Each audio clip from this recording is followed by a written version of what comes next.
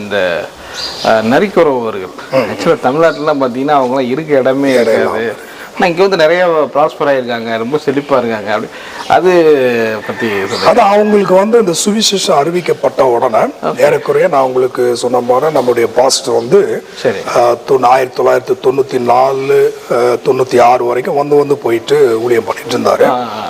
1996ஆம் ஆண்டு அந்த நரிக்குறவர்கள் இருக்கிற இடத்துலயே போய் வீடு வாடகைக்கு எடுத்து 100 ரூபா வீடு வாடகைக்கு எடுத்து அந்த ஜனங்களுக்கு எப்படியாவது அந்த சுவிசேஷத்தை அறிவிக்கணும் அந்த பாரத்தோட அவர் வந்து அந்த சுவிசேஷத்தை அறிவித்தார்.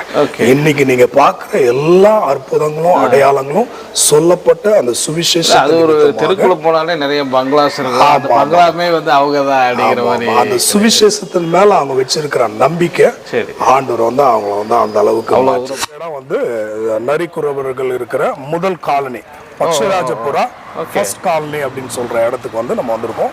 இந்த இடம் ஃபுல்லா இந்த ஊரே வந்து முழுவதுமா இந்த நரிக்குறவர்கள் ಎಂದರು ನಮ್ಮ ಒಂದು ಪಕ್ಷಪುರ ಕರ್ನಾಟಕ ಮೈಸೂರು ಆಮೇಲೆ நம்ம வந்து நரிக்குறவ ஜாதி சார். நரிக்குறவ சொல்றது அங்கங்கே குடிச்சு போட்டுட்டு பூ வித்துட்டு சாப்பிடுறது, குழந்தை ஊசி பாசி வித்துட்டு அப்படியே நடக்கிறது, எங்கே குடிச்சு போடுறதோ அங்கேயே விடுக்கிறது, வீடு வாசல் ஒண்ணுமே கிடையாது.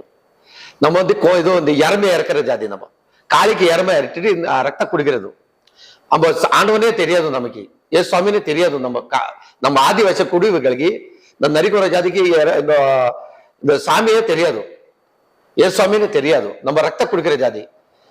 அது வந்துட்டு நம்ம வீடு வாசல் இல்லாத அப்படியே சுத்தி சுத்தி சுத்தி சார் அந்த வந்து நம்ம ஒரு ஓடு வீடு கொடுத்தாங்க, ஓடு வீடு, மண்ணு வீடு.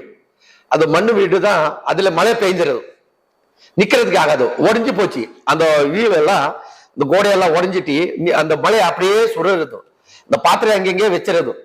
நாளாங்க அந்த பாசம் நம்ம ஊர்ல வந்தால் அவருக்கு கட்டி போட்டு அடைக்கிறது. இந்த நம்ம ஜாதிக்கு எப்படி மாத்திரத்துக்கு வந்திருக்கேன், ஜாதி எப்படி மாத்திரத்துக்கு வந்திருக்கதா. அப்ப செகண்ட் பக்ஷத்துல அங்கேயும் கட்டி அடிச்சாங்க. அது ஒண்ணுமே தெரியாத ஆள்காருக்கு ஆண்டவனே தான் நமக்கு ஒருமை கட்டி எப்படி நடக்கணும், எப்படி ஒருமையா இடணும், எந்த ட்ரெஸ் போடுறது தெரியாது எனக்கு. நம்ம ஜாதிக்கு ட்ரெஸ் போட்டு லுங்கி தான் வருது, கச்சை போட்டுட்டு நடக்கிற ஆள்கார அந்த இதோ டப்பா கட்டிட்டு கச்சை போட்டுட்டு அப்படியே ஊர் சுத்துறது. இந்த மாதிரி கோட் சூட்டு தெரியாது நம்ம ஜாதிக்கு, நரிக்குறவ ஜாதிக்கு. இந்த நிறைய வந்து சொன்னாலும் யாரே ஆள் பார்த்தாலும் எந்த ஆச்சரியம் படுவாங்க, என்னப்பா இது